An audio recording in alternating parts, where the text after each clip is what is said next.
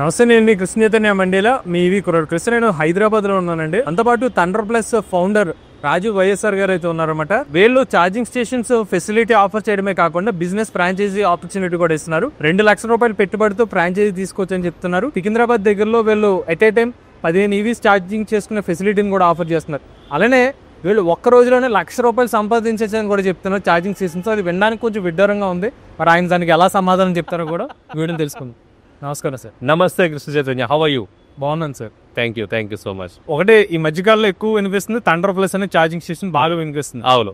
So thunder plus అనే charging stations ఏదైతే ఉన్నాయో ఇప్పుడు 3.3 కిలోవాట్ నుంచి 240 కిలోవాట్ ఛార్జర్ ఇస్తున్నారు. అవును. సో అసలు బేసిక్ గా మీరు ఎంత కాస్టింగ్ ఇస్తున్నారు ఈ ఛార్జర్? సో 3.3 కిలోవాట్ ఛార్జర్ అనేది చూసినట్లయితే మనకి లెస్ దాన్ 5,000 నుంచి వర్షన్స్ ఉన్నాయి. 240 కిలోవాట్ ఇట్లా క్లస్టర్ ఛార్జర్ అంటే ఒకేసారి 8 ఛార్జర్స్ పెట్టినట్లయితే ఇది ఇంచుమించు 30 lakhs వరకు ఉంది. మీరు బేసిక్ ఇన్వెస్ట్మెంట్ ఏదైతే ఉందో అది ఇంటి దగ్గర ఇన్స్టాల్ చేసేసుకో. ఈ లెస్ దాన్ 5,000 అనేది ఇంటి దగ్గరే చేసుకోవచ్చు. అది కనీసం 7 నుంచి 10,000 రూపాయలు వాళ్ళకి ఏమంటారు నెలకి రెవెన్యూ అయితే జనరేట్ చేసేస్తుంది. జనరల్ గా అందరికీ ఉన్న డౌట్ ఏంటంటే ఛార్జింగ్ స్టేషన్ పెడితే వెంటనే డబ్బులు వచ్చేస్తాయి. ఉదాహరణకి ఇప్పుడు ఛార్జింగ్ స్టేషన్ అంటే కార్లు ఫాస్ట్ ఛార్జింగ్ సపోర్ట్ అవ్వాలంటే 30 కిలోవాట్ 60 కిలోవాట్ ఛార్జర్స్ ఉన్నాయి. అవును. వాళ్ళకి మంచిగా బిజినెస్ డబ్బులు రావాలంటే వాటి మీద పెట్టుబడి పెట్టాలి. మీరు అనుకున్నట్టుగా ఎంత కాలంలో రిటర్న్ ఆఫ్ ఇన్వెస్ట్మెంట్ వస్తుంది? మంచి క్వశ్చన్ చేదుగా. సాధారణంగా అందరూ కూడా ఛార్జింగ్ స్టేషన్ బిజినెస్ మీద 2 అపోహలు ఉంటాయి. అపోహ నెంబర్ 1 అంటే ఇది ఎప్పటికీ డబ్బులు రావు, ఇది డెడ్ ఇన్వెస్ట్మెంట్ వరకు పెట్టేసి మనం ఊరుకుంటే వస్తుందేమో అన్నది ఒక అపోహ. 2వ అపోహ ఏంటంటే ఇదిగో నేను పెట్టాను రేపు నుంచి డబ్బులు వచ్చారని. 2 కూడా ప్రాక్టికల్ కాదు, రేషనల్ కాదు, సైంటిఫిక్ కాదు. మరి యూ కెన్ ఆస్క్ సార్ మరి ఎట్లా దీన్ని సస్టైనబిలిటీ చేయొచ్చు అనుకుంటే సింపుల్. ఏదైనా ఒక బిజినెస్ ముందుకెళ్ళాలంటే కావాల్సింది ఏంటి? పేయింగ్ కస్టమర్, డబ్బులు ఇచ్చి ఆ సర్వీసెస్ చేసుకునే కస్టమర్. కాబట్టి థండర్ ప్లస్లో మేమేం చేస్తామంటే ముందు కస్టమర్స్ కొలేట్ చేస్తాం. ఎలా కొలేట్ చేసాము? Tata Motors, Mahindra, MG, Hyundai ఇలాంటి 4 వీలర్ కంపెనీస్ అందరితో మాట్లాడి హే మీ కస్టమర్స్ అందరూ మా ఛార్జింగ్ స్టేషన్ దగ్గరకు వస్తే వాళ్ళకంటూ కొన్ని స్పెషల్ డిస్కౌంట్స్ అవి ఇస్తామని చెప్పి ఆ పార్ట్నర్షిప్స్ అయిపోయాయి. 4 వీలర్స్. 2 వీలర్స్లోకి వచ్చేటప్పటికి torque, Ather, ultra violet, Ola వీళ్ళందరితో మాట్లాడి హే మీ కస్టమర్స్ కూడా మా దగ్గరికి వస్తే ఛార్జింగ్ పెడతామని. వీళ్ళతో కాకుండా అగ్రిగేటర్స్ అని ఉంటారు.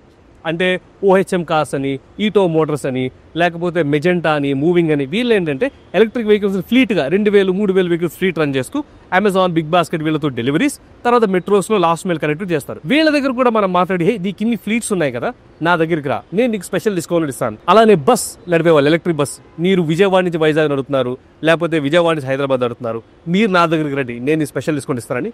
ఫస్ట్ మనం ఎప్పుడైనా టార్గెట్ చేసేది ఏంటంటే కస్టమర్స్ని. ఎప్పుడైతే ముందు నేను కస్టమర్స్ అందరినీ తెచ్చుకున్నానో అప్పుడు నేను మొక్కను నాటుకుంటూ వెళ్ళిపోవడమే. ఇప్పుడు నేను చేసేది ఏంటంటే ఈ 1.5 years ద్వారా మేము సైలెంట్ గా చేసింది ఏంటంటే ఈ కస్టమర్ బేస్ ని బిల్డ్ చేసుకోవడమే. ఇప్పుడు ఏం చేస్తున్నామంటే మొత్తం customer base all over India ఉండడం వల్ల ఎక్కడ రీజనబుల్ ప్లేస్ లో ఛార్జింగ్ స్టేషన్ పెట్టినా అది మినిమం ఒక 18 to 24 months అంటే 1.5 to 2 years లోపు వాళ్ళు పెట్టిన పెట్టుబడి అయితే బయటకు వచ్చేస్తుంది. ఇంకా ఆ తర్వాత నుంచి అంతా కూడా ప్రాఫిట్స్.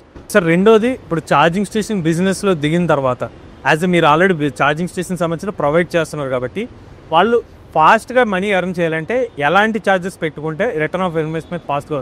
సింపుల్. ఛార్జింగ్లో బిజినెస్ రావాలి అంటే నెంబర్ ఆఫ్ యూనిట్స్ మనం డిస్పెన్స్ చేసేది ఎక్కువ ఉండాలి. మనందరికి ఉన్న టైం అంతే కదా, 24 hours. 24 hours నేను ఏ స్టేషన్ పెడితే ఎక్కువగా ఎనర్జీ డిస్పెన్స్ చేయగలుగుతానో దాంట్లోనే ప్రాఫిటబిలిటీ. ఆఫ్ కోర్స్ దానికి ఇన్వెస్ట్మెంట్ కూడా అట్లా ఉంటుంది. ఒకవేళ మీకు హైవేలో గట్రా మంచిగా హోటల్ ఉండి ప్లేస్ అది ఉండి పార్కింగ్ ప్లేస్ అది ఉంటే నా రికమెండేషన్ ఏంటంటే 120 నుంచి 240 కిలోవాట్ వరకు మీరు పెట్టుకుంటే ఇప్పుడు 120ది ఒక 3 గంటలు పెడితే 360 యూనిట్స్ డిస్పెన్స్ అయినాయి అనుకోండి. యూనిట్ మీద మీకు ఒక ₹5 ₹10 లాభం వచ్చింది అనుకో. అంటే 360 into 10 3,600 రూపీస్ మీకు రోజుకి వచ్చినట్టే. అదే మీరు 240 పెట్టారనుకోండి 7,200 రూపీస్ రోజుకి వచ్చినట్టే. అలా మీకు 30 days పెట్టుకున్నట్లయితే ఇంచుమించు 2.2 lakhs. ఈ 2.2 lakhs అంటే ఆ 120 కిలోవాట్ రఫ్లీ 15 lakhs ఉంటుంది. అంటే ఇంచుమించు లెస్ దాన్ 1 year మీరు అనుకున్నటువంటి మీరు పెట్టినటువంటి పెట్టుబడి మీకు రావడము, ఆ తర్వాత అంతా అది మనకి ప్రాఫిట్స్లోనే రావడం జరుగుతుంది. నా recommendation as much as possible go for fast charging stations. రెండోది, ఇప్పుడు ఛార్జింగ్ స్టేషన్స్ పెడతారు బాగానే ఉంది. మీరు అన్నట్టు మినిమం ఏది చెప్పినా 2 years తర్వాతే డబ్బులు వెనక్కి వస్తాయి. అవును. మరి వారంటీ 2 years ఇస్తున్నారా 3 years ఏమైనా ఇస్తుంది? Very good question Krishna. మనం ఇచ్చే వారంటీ 3 years ఉంటుంది. బిజినెస్ గ్యారంటీ అంటే మినిమం 2 to 3 years లోపు నీకు బిజినెస్ వస్తుందని చెప్తూ 3 years వరకు నో క్వశ్చన్స్ ఆస్ట్. మరి మీరు అడగచ్చు అమ్మో మరి 3rd year first day charger పోతే ఎట్లాగా నేను పెట్టినంత పోతుంటే మనం షార్ట్ టర్మ్ బిజినెస్ చేయడానికి రావట్లేదు. 3 years తర్వాత we will enter into an annual maintenance contract. అది కూడా few thousands పెద్దగా ఏముండదు, రోజుకి లెస్ దాన్ ప్రాబ్లీ 20-30 రూపీస్ పడుతుంది. ఆ ప్రకారం మనము ఏఎంసీలోకి వెళ్తే అక్కడ నుంచి ఎవ్రీ ఇయర్ ఏఎంసీ రెన్యూవల్ చేసుకోవచ్చు. ఏ ప్రాబ్లం ఇవన్నీ స్టాటిక్ ప్రొడక్ట్స్ కదా, కారులా బయటికి వెళ్ళి యాక్సిడెంట్ అవకాశం ఉండదు. మహా ఇది ఏమవుద్ది, షార్ట్ సర్క్యూట్ అవుతుంది, మహా ఇది ఫ్యూజ్ ఎగిరిపోద్ది, చిన్నది పోతుంది, అది వచ్చి మనం రీప్లేస్ చేస్తాం, రెక్టిఫై చేస్తాం, అంతే simple. So life of these is anywhere from 8 to 10 years. So ఒకవేళ ఛార్జింగ్ స్టేషన్ అందరూ దిగేది ఒక తప్పు ఏంటంటే వాళ్ళ దగ్గర వెహికల్స్ వస్తాయో లేదో తెలియదు, ఛార్జింగ్ స్టేషన్ పెట్టేస్తున్నారు, చాలా మంది ఇబ్బంది పెడతారు. ఒకవేళ అలాగే అటువంటి సందర్భం ఎదురవుతాయి అంటే వాళ్ళకి డబ్బులే రాని పక్షంలో నీ ద్వారా ఇన్వెస్ట్మెంట్ చేస్తే వారికి మీరు ఇచ్చే బెనిఫిట్ ఏమైనా ఉంటుంది? సో ఫస్ట్ కృష్ణ చైతన్య, అందుకే మనకి వచ్చిన ప్రతి అప్లికేషన్ కూడా మనం అప్లికేషన్ వచ్చింది కదా డబ్బులు తీసుకుని ఫ్రాంచైజీ చేద్దాం అనే పొరపాటు మనం చేయము. వచ్చిన అప్లికేషను ఎక్కడికి వచ్చింది, ఏ లొకేషను, ఆ చుట్టుపక్కల హీట్ మ్యాప్ ఎలా ఉంది ఎలక్ట్రిక్ వెహికల్స్ది, మన దగ్గర అంతా ఆర్టీఓలోంచి ఎన్ని రిజిస్టర్ అంత డేటా ఉంటుంది. అవన్నీ క్షుణ్ణంగా సైంటిఫిక్గా ఫినాన్షియల్ మోడలింగ్ వర్కౌట్ చేసి కాన్ఫిడెన్స్ మాకు వాళ్ళకి వచ్చాకనే మనం ముందుకు వెళ్తాం. కాబట్టి ఎవరైనా ఇన్వెస్ట్మెంట్ చేసి నష్టపోవడం అన్నది మా ఉద్దేశం కాదు. ఇన్వెస్ట్మెంట్ చేసి ఎలా వాళ్ళు గ్రో అవ్వాలి అనేది పూర్తిగా మనం ఇన్ఫర్మేషన్ డేటా బేస్డ్ డెసిషన్స్ తీసుకున్నాకనే ముందుకెళ్తాం. రెండోది, మీరు లాస్ట్ వీడియోలో మాట్లాడుతూ మీరు కనుక ఛార్జింగ్ స్టేషన్ పెట్టుకుంటే రోజుకి ₹1,00,000 సంపాదించారు. నిజంగా అలా తెలిసి ఇప్పుడు అందరూ ఛార్జింగ్ స్టేషన్స్ పెడతారు కదా, అసలు అది ఎలా సాధ్యమవుతుంది? సరే, ఒక ఉదాహరణ చెప్తాను నేను. మీకు ఒక హైవేలో హోటల్ ఉంది, సపోజ్ మీకు ఏలూరులో హోటల్ ఉంది అనుకుందాం. ఇప్పుడు విజయవాడ నుంచి వైజాగ్కి నేను ఎలక్ట్రిక్ బస్సెస్ కి ఛార్జింగ్ స్టేషన్స్ పెడుతున్నా. పొరపాటున అటువంటి ఛార్జింగ్ స్టేషన్ మీ హోటల్ దగ్గర పెట్టాను అనుకుందాం. ఒక్క బస్సులో 50 మంది కస్టమర్స్ ఉంటారు. ప్రతి బస్సు కూడా ఒక రోజులో 2 ట్రిప్లు వేస్తుంది. అంటే ఒక బస్ ద్వారా 100 మంది కస్టమర్స్ వస్తారు. కస్టమర్స్ 45 minutes అక్కడ ఉంటారు. 45 minutes బస్సులో కూర్చోరు కదా, మీ హోటల్కి వస్తారు, టీనో కాఫీనో ఇడ్లీలో బిర్యానీ ఏదో ఉంటారు. అంటే మినిమమ్ ₹100 బిల్లింగ్ అనే చేస్తారు కదా. అలా 100 మంది కస్టమర్స్ ₹100 బిల్లింగ్ అని ఎంత అవుద్ది? 10,000. అలాంటిది ఐఎమ్ స్టార్టింగ్ విత్ 10 buses. ఆ 10 buses డెఫినెట్లీ మీ దగ్గర అవుతాయి, ఎందుకంటే ఛార్జింగ్ ఉంది కాబట్టి. అంటే మీకు ఎంత వస్తుంది? 10,000 into 10 ₹1,00,000. ఇది ఎప్పుడు మీ మినిమం ఆర్డర్ వాల్యూ ₹100 అనుకుందాం. కొంతమంది 200 కొనొచ్చు, 300 కొనొచ్చు. సో అలా 150, 200 అనుకున్నారు అనుకోండి, 1,00,000 నుంచి 2,00,000 వరకు మీరేమీ స్పెషల్గా ప్రమోషన్స్ చేయట్లేదు. రండి బాబు రండి మా హోటల్కి వచ్చి తినని చెప్పట్లేదు. మీ దగ్గర ఉన్న హోటల్కి క్యాప్టివ్ కస్టమర్స్ని మేమే తీసుకొచ్చి పెడుతున్నాం అప్ప. అందుకనే కొంతమంది హోటల్ ఓనర్స్ ఏం చేస్తున్నారంటే చాలా తెలివిగా, మాకు ఛార్జర్స్ అమ్మేసేయండి, మాకు పెట్టండి, మీరు మెయింటెనెన్స్ తీసుకుంటారో తీసుకోండి, నాకు ఈ డబ్బులు కావాలి, నాకు ఆ డబ్బులు కావాలి ఉన్నారు. వాళ్ళని నేను అప్రిషియేట్ చేస్తా, ఎందుకంటే ఎవరు చూడని బిజినెస్ ఆపర్చునిటీ వాళ్ళు చూస్తున్నారు కాబట్టి. రెండోది, ఒకవేళ మీరు బిజినెస్ ఆపర్చునిటీస్ ప్రీవియస్ వీడియోలో డిస్కస్ చేసాం, 2 లక్షలు పెట్టుబడితో మీరు ఛార్జింగ్ స్టేషన్ ఆపర్చునిటీ ఇస్తా ఉన్నారు. అవును. అంటే ఆ వాటిలో ఏమేమి ఛార్జెస్ ఇస్తారు? సో 2 లక్షల పెట్టుబడిలో మనము 7.4 kW ఛార్జెస్ అనేవి 2 ఇస్తాము. అలానే 3.3 kW ఛార్జెస్ అనేవి 2 ఇస్తాం. అంటే ఓవరాల్ గా బిచ్చు మనకి 20 kW కెపాసిటీ ప్రకారం వాళ్ళకున్న పవర్ ప్రకారం 20 kW అగైన్ మళ్ళీ చూసుకున్నట్లయితే అది ఒకవేళ 5 to 6 hours ఎంగేజ్ అయింది అనుకోండి, రోజుకి 100 నుంచి 120 యూనిట్స్. మళ్ళీ యూనిట్ మీద ఒక ₹10 మీకు వచ్చినా సరే రోజుకి 1,200 మీకు వస్తున్నట్టే. అంటే ఇంటూ 36,000. సో ఆ రకంగా మీరు వేసుకున్నట్లయితే మీ రిటర్న్స్ మీరే క్యాలిక్యులేట్ చేసుకోవచ్చు. ఇప్పుడు ఇంకోటి, చాలా మందికి ఒక ఇబ్బంది ఏంటంటే ఛార్జింగ్ స్టేషన్ పెట్టేస్తారు, కానీ మా ఇంట్లో ఎన్ని యూనిట్స్ కన్జ్యూమ్ అవుతున్నాయి, అసలు కస్టమర్ ఎన్ని యూనిట్స్ కన్జ్యూమ్ చేస్తున్నాడు అని డీటెయిల్స్ డేటా అనేది ఒక మానిటరింగ్ ఎలా జరుగుతుంది? మీరు ఒకవేళ ఫ్రాంచైజీ తీసుకుంటే మీకంటూ ఫ్రాంచైజీ ఓనర్ అనే తండ్రి అప్లికేషన్ వస్తుంది. ఆ అప్లికేషన్లో ఎవరు వచ్చారు, ఏ వెహికల్ వచ్చింది, ఎంత యూనిట్స్ కన్జ్యూమ్ చేసింది, అండ్ ఇది కూడా ప్రీపెయిడే, వచ్చినవాడు పే చేస్తే గానీ మీది అకౌంట్ నుంచి అంటే మీ ఛార్జర్ నుంచి ఒక్క ఆంపియర్ యూనిట్ కూడా డిస్పెన్స్ అవ్వదు.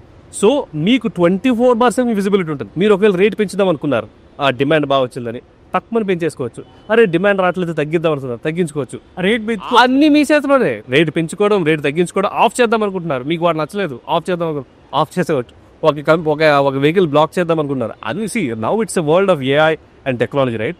Everything is possible. సో ప్రతి తండ్రి ఫ్రాంచైజీ ఓనర్ కి ఒక యాప్ అనేది ఉంటుంది. అందులో it is also link to his bank account. మళ్ళీ మా దగ్గర ఉండి 3-4 రోజుల తర్వాత మీ దగ్గర రావడం అట్లా కాదు. ఎస్క్రో అకౌంట్ ఓపెన్ చేస్తాం, వితిన్ T+1 వచ్చిందా ఈ రోజు ₹1 మీకు వచ్చేస్తుంది. ఈ రెవెన్యూ షేరింగ్ అసలు ఏ రేషియోలో ఇస్తారు మీరు? రెవెన్యూ షేరింగ్ అన్నది depends on the kind of partnership that we have. It will vary from 30-70 to 50-50. అంటే ఒకవేళ ఆ పర్టికులర్ ఫ్రాంచైజీ యొక్క ఇన్వాల్వ్మెంట్ బాగా ఉందనుకోండి 50-50. లేదు నేను ఇంతవరకు ఇన్వాల్వ్ అవుతాను, మెజారిటీ ఆఫ్ హార్డ్ వర్క్ నేను చేయాలనుకోండి, ఆయనకు 30%, నాకు 70%. సో ఈ 30 to 50 మధ్యలో వేరీ అవుతూ ఉంటుంది. ఒకవేళ నేను ఛార్జర్ కొన్నాను, నా దగ్గర ల్యాండ్ ఉంది, మీరు వెళ్ళి ఛార్జింగ్ స్టేషన్ పెడతారా? మంచి ప్రశ్న. దానికి 2-3 మనం పరిగణలోకి తీసుకోవాలి. ఇందాక చెప్పినట్టుగా మనం ఫస్ట్ ఎప్పుడు కూడా అక్కడ డిమాండ్ ఉందా లేదా అనేది మార్క్స్ చేసుకొని ఆ ప్రకారం ముందుకెళ్తాం. 100% డిమాండ్ రాకపోవచ్చు, కానీ కనీసం 50-60% వరకు విజిబిలిటీ మనకు వచ్చి మనము ఒక టెక్నికల్ రెక్కి ఫీజిబిలిటీ స్టడీస్ చేశాక వాళ్ళని పవర్ తెచ్చుకోమని చెప్తాం. ఎందుకంటే ల్యాండ్ వాళ్ళ పేరు మీద ఉంటుంది కాబట్టి పవర్ నాకెవరు, రూల్స్ ఒప్పుకో. పవర్ వాళ్ళు తెచ్చుకుని ల్యాండ్ నాకు ఇస్తే నా తరపు నుంచి ఛార్జర్స్ నేను స్పాన్సర్ చేయడం జరుగుతుంది. ఇద్దరము కలిపి కూడా అదొక ప్రాబ్లీ 50-50 ఆర్ 70-30 ఆర్ 60-40 రేంజ్లో రెవెన్యూ షేరింగ్ జరుగుతుంది. Possible, that's possible. సో మన ఛార్జింగ్ స్టేషన్ పెట్టాలంటే ప్రజెంట్ ఏ ఏరియాలో బెస్ట్, అంటే డిమాండ్ ఉండి బట్ సప్లై లేని ప్రదేశాలు? మంచి క్వశ్చన్. సాధారణంగా అందరూ కూడా మెట్రోస్ టైర్ 1 లోనే ఫోకస్ చేస్తున్నారు. హైదరాబాద్ ఎక్కడ చూసినా హైదరాబాద్. మేము కూడా ఇంత పెద్ద ఛార్జింగ్ స్టేషన్ ఎందుకు పెట్టగలిగామంటే హైదరాబాద్, సికింద్రాబాద్ డబ్బులు వస్తాయని వస్తున్నాయి కూడా. కానీ ఈ చిన్న చిన్న టైర్ 2, టైర్ 3 సిటీస్లో కూడా ఇప్పుడు అడాప్షన్ పెరిగింది. ఫర్ ఎగ్జాంపుల్ ఖమ్మం, వరంగల్, విజయనగరం, కాకినాడ, రాజమండ్రి, తిరుపతి, ఒంగోలు, గుంటూరు, ఇట్లాంటి మహబూబ్ నగర్, ఇట్లాంటి ప్లేస్లో తీసుకుంటే ఈవీస్ పెరిగినాయి, కానీ పెద్దగా ఛార్జింగ్ స్టేషన్స్ పెరగలేదు. సో ఎవరైనా చూస్తున్న వాళ్ళు ఈ ప్లేసెస్ నుంచి వచ్చినట్లయితే తప్పకుండా మీరు ఈ ఫ్రాంచైజీని కన్సిడర్ చేయాలి. రెండోది ఇంకొక ఎగ్జాంపుల్, మనము highway by highway charging stations పెట్టుకుంటూ వెళ్తాం. హైదరాబాద్ నుంచి మొదలుపెట్టి విజయవాడలో పెట్టేసాం. హైదరాబాద్లో ఐటీ సిటీ దగ్గర ఉంది, సూర్యాపేటలో ఉంది. విజయవాడ సిఏ కన్వెన్షన్ సెంటర్ మీకు ఐడియా ఉంటుంది, ఖలీల్ బాయ్ రెస్టారెంట్, అక్కడ ఒక పెద్ద 1 మెగావాట్ ఛార్జింగ్ స్టేషన్ పెట్టాం. ఇప్పుడు విజయవాడ నుంచి వైజాగ్ పెడుతున్నాం. అంటే ఏలూరులో రాబోతోంది, రాజమండ్రిలో రాబోతోంది, అన్నవరంలో రాబోతోంది, వైజాగ్లో రాబోతుంది.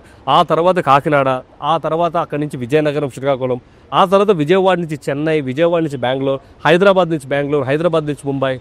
సో మీ పర్టికులర్ ప్రాపర్టీ కానీ హోటల్ కానీ ఏదైనా ఈ హైవేస్లో పొరపాటున ఉందా, మీరు గోల్డ్ మైన్ మీద కూర్చున్నట్టే. మీరు ఇంకా దాని యొక్క పొటెన్షియల్ తెలుసుకోవట్లేదు. ఇటువంటి పరిస్థితుల్లో మీరు ఉన్నట్లయితే ఇమ్మీడియట్గా మాకు కాల్ చేయండి. ఎలా మీరు ఛార్జింగ్ స్టేషన్ పెట్టాలి, ఎందుకంటే మీరు పెట్టంగానే మేమేం చేస్తాం, మా బస్ ఆపరేటర్స్ చెప్తాం, హే ఈ హైవే నేను ఎలక్ట్రిఫై చేస్తా, ఆ హైవే నేను ఎలక్ట్రిఫై చేస్తానగానే బస్ ఆపరేటర్స్ వచ్చేస్తారు. డబ్బులే డబ్బులు. సో ఈ రకంగా ఫోకస్ చేసుకోండి. ఒకటి, హైవేస్ అలాంగ్ ఉన్నటువంటి ప్రాపర్టీస్ చూసుకోండి. 2, ఈ టైర్ 2 సిటీస్, టైర్ 3 సిటీస్ ఏవైతున్నాయి వీటి మీద ఫోకస్ చేయండి.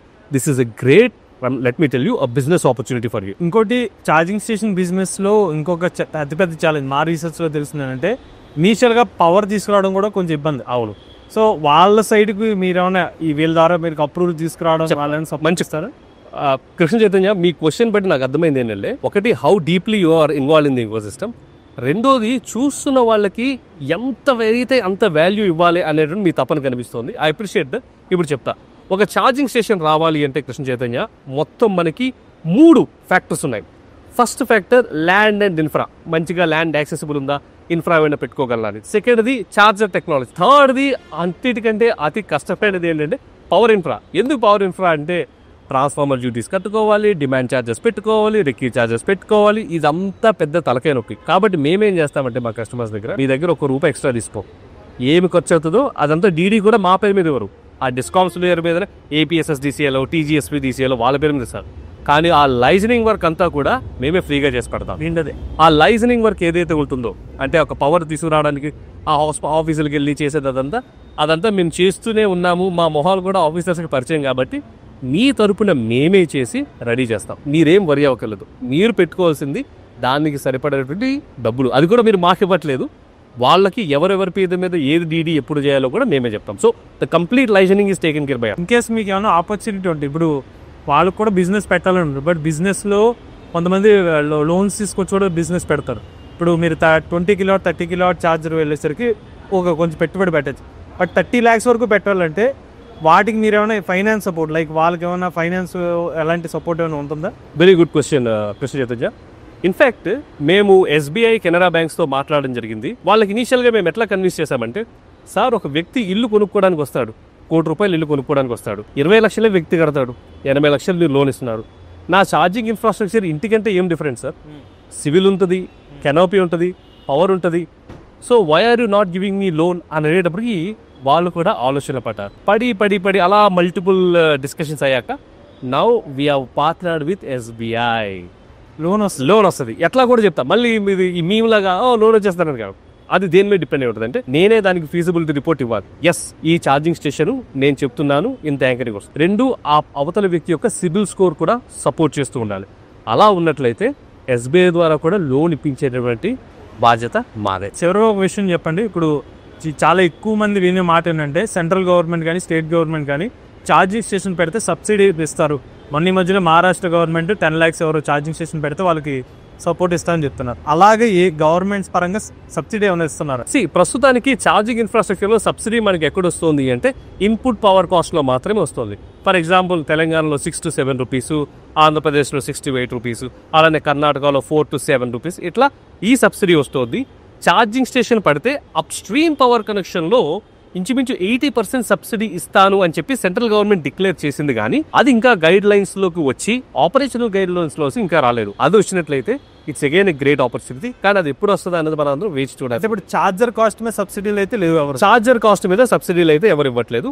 అప్ స్ట్రీమ్ పవర్ ఏదైతే ఉందో దాని మీద, విచ్ ఇస్ ఫేర్ ఎనఫ్ అది చేసినా సరే. అండ్ ఇంకొకటి, మనము రీసెంట్గా తెలంగాణ గవర్నమెంట్తో డిస్కస్ చేసి సాధించినటువంటిది ఒకటి ఉంది, అది చెప్తా. సాధారణంగా 150 kilowatt కెపాసిటీ అనేది హెచ్టీలో ఉంటుంది.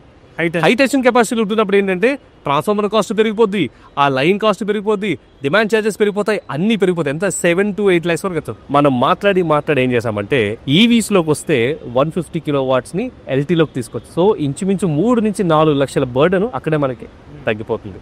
బట్ ఎస్, ఇది చెప్పినట్టుగా ఇవన్నీ మెల్లమెల్లగా కార్యరూపం దాల్చాల్సి ఉన్నాయి. ఆ వచ్చిన ప్రకారము మనం ముందుకు వెళ్తూ ఉంటాం. చూసారుగా మన రాజు వైఎస్ఆర్ గారు థండర్ ప్లస్ సంబంధించిన ఛార్జింగ్ ఇన్ఫ్రాస్ట్రక్చర్ గురించి, అలానే ఎవరైనా బిజినెస్ చేద్దాం అనుకుంటే వాళ్ళకి ఎదురయ్యే ఛాలెంజెస్, దానికి కావాల్సిన సొల్యూషన్ గురించి కూడా క్లియర్ గా ఎక్స్ప్లెయిన్ చేశారు. వీళ్ళు ఏంటంటే నార్మల్ గా ఒక 5,000 ఇంటి దగ్గర మీరు పెట్టుకుందాం అనుకుంటే 5,000 ఛార్జర్ కూడా ఆఫర్ చేస్తున్నారు. లేదంటే business opportunity minimum 2 lakhs investment తో ఛార్జర్స్ అయితే ఇస్తున్నారు. అప్ టు 30 lakhs వరకు కూడా 240 kilowatt కెపాసిటీ ఉన్న ఛార్జర్స్ కూడా వీళ్ళు ఆఫర్ చేస్తామని చెప్తున్నారు. ఈవెన్ బిజినెస్ ఇచ్చే బాధ్యత కూడా వాళ్ళే తీసుకుంటామని చెప్తున్నారు. బిజినెస్ జరగని పక్షాన 12% ఫిక్స్డ్ గా మీకు ఆ పర్టికులర్ అమౌంట్ కూడా ఇస్తామని చెప్తున్నారు. దాని గురించి కంప్లీట్ డీటెయిల్స్ మీరు తెలుసుకుందాం అనుకుంటే వీళ్ళ కాంటాక్ట్ డీటెయిల్స్ అనేవి స్క్రీన్ మీద అందజేస్తాం. ఆ నెంబర్ కాంటాక్ట్ అవ్వండి. లేటెస్ట్ ఈవీ కోసం ఈవీ కుర్రాడు ఛానల్ సబ్స్క్రైబ్ చేసుకోండి. ఛార్జ్ అని ఇచ్చే ట్రై ఫ్యూచర్.